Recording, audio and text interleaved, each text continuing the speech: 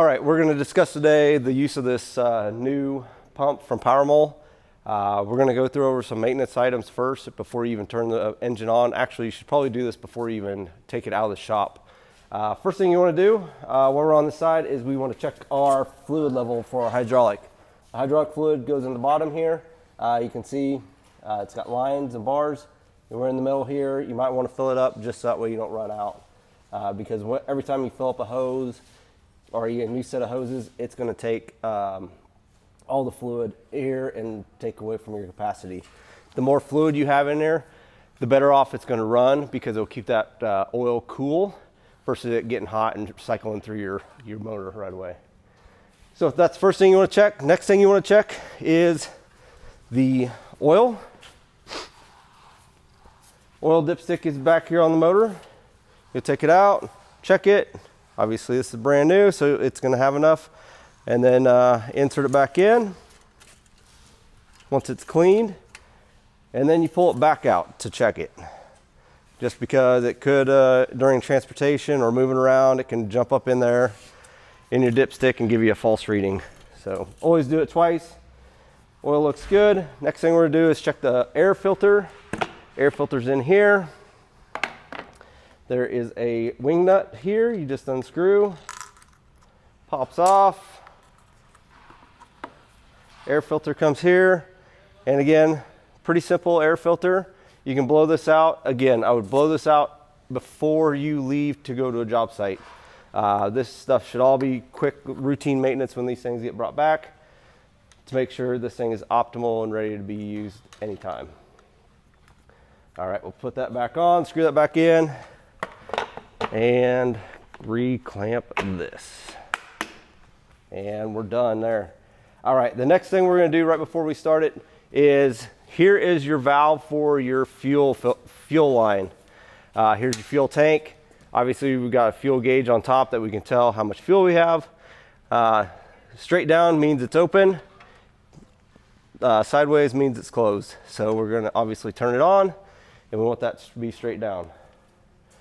All right, now we're gonna come over to the front. That's gonna be all your maintenance stuff that you're gonna do before you start it.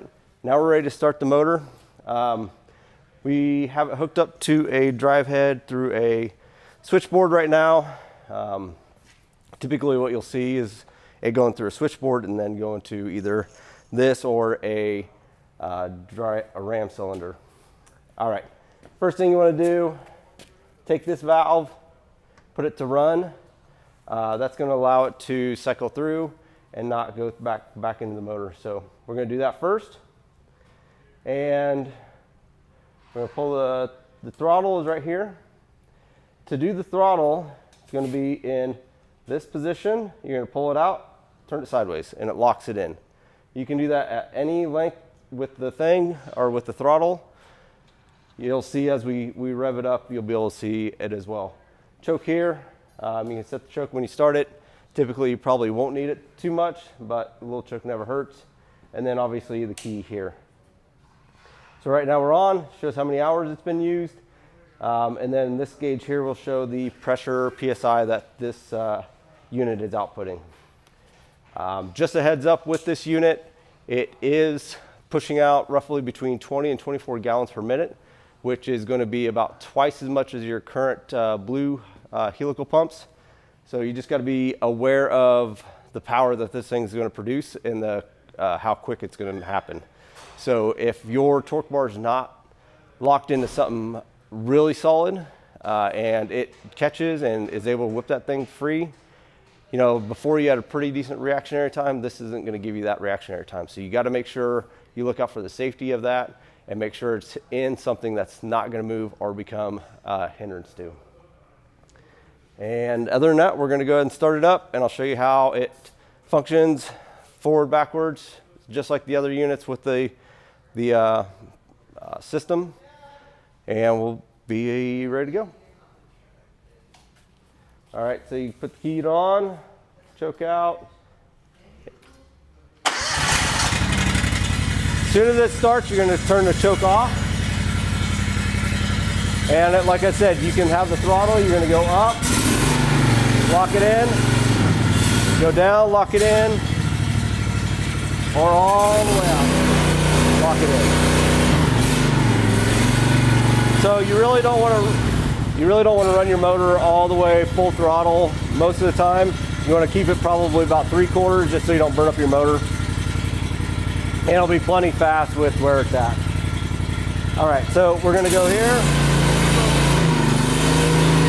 Lock it in.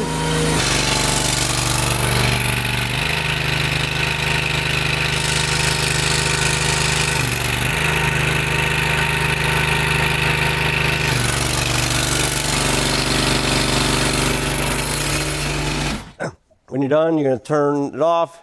You're going to put your throttle back down to off. And then you can honestly leave your run bypass. You may not want to go all the way to bypass. What this does is kind of regulate the amount of PSI that's going to get kicked out.